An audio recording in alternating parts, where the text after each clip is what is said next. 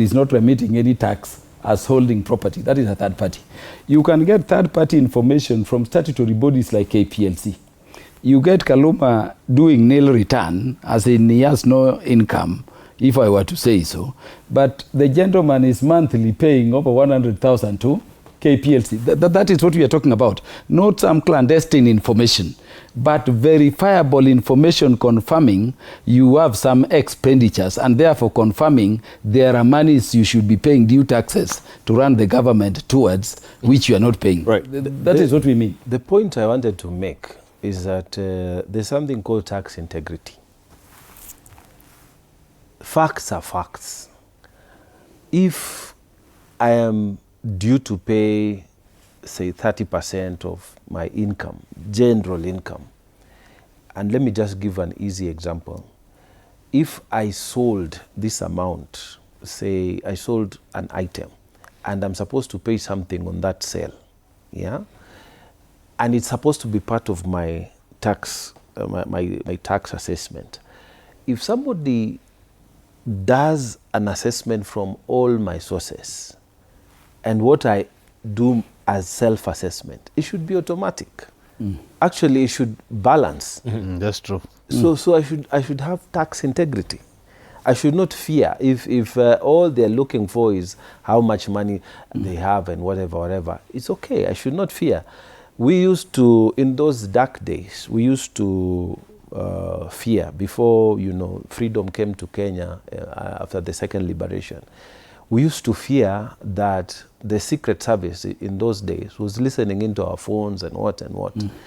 And then, you would pick up your phone and say, I'm calling my girlfriend, by the way. We were even not married, So you can listen in. I'm not overthrowing the government. Just listen. You see? Because whatever you're talking about, you can listen. I don't care. So if what I'm doing is the same, even if you came and checked my records, or I self-assess and file my returns, it should balance. So I wanted to point out about tax integrity. But I also wanted to talk about on-source revenue for county governments. We have the same problems when it comes to on-source, because county governments are financed by the equitable share I was discussing, which comes from the national cake.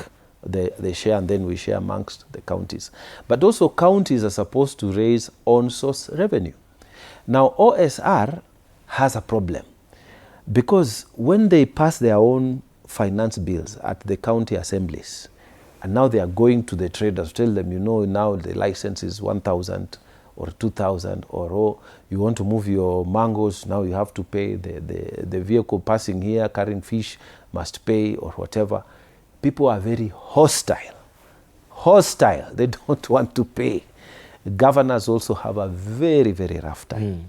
And every time you try to go to people like, now this property thing, it's not only in Nairobi. That's why you'll see Kiambu, another big county, says, we are giving you, a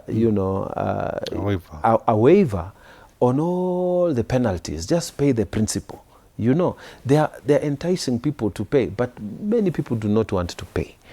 And it is the same all the way to Tana River County. If you try to tell people to pay anything, they're waiting for the next waiver. They don't want to pay.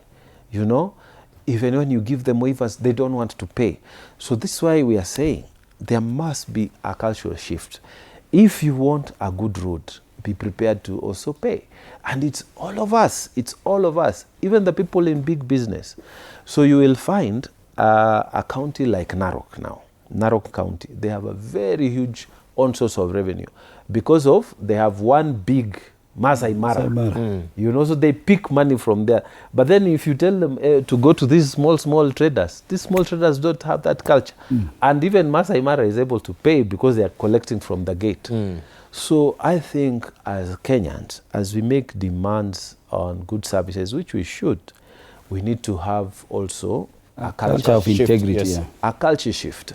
And then, whether we like it or not, I'll tell you, there's a time I went to Italy, and I was then a Deputy Minister, Foreign Affairs. So we have this function. You know, the normal thing is you address Kenyans with the ambassador after you finish blah, blah. And then now you are being taken to your hotel. So it was late. And we went and reached a traffic light. And I told them, you know, why are we stopping? Let's just go. Let's just go. The driver told me, please, Minister, I can't jump. I can't jump.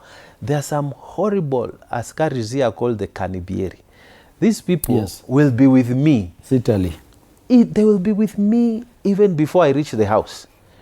My residents will get the bill for jumping this, and it's a lot of money. And so he got talking to me, told me, when I came in the first time in this country, I was like you.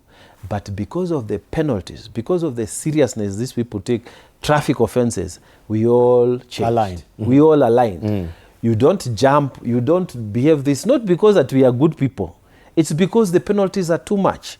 So taxation is even worse. The tax police are even worse than the Canibieri.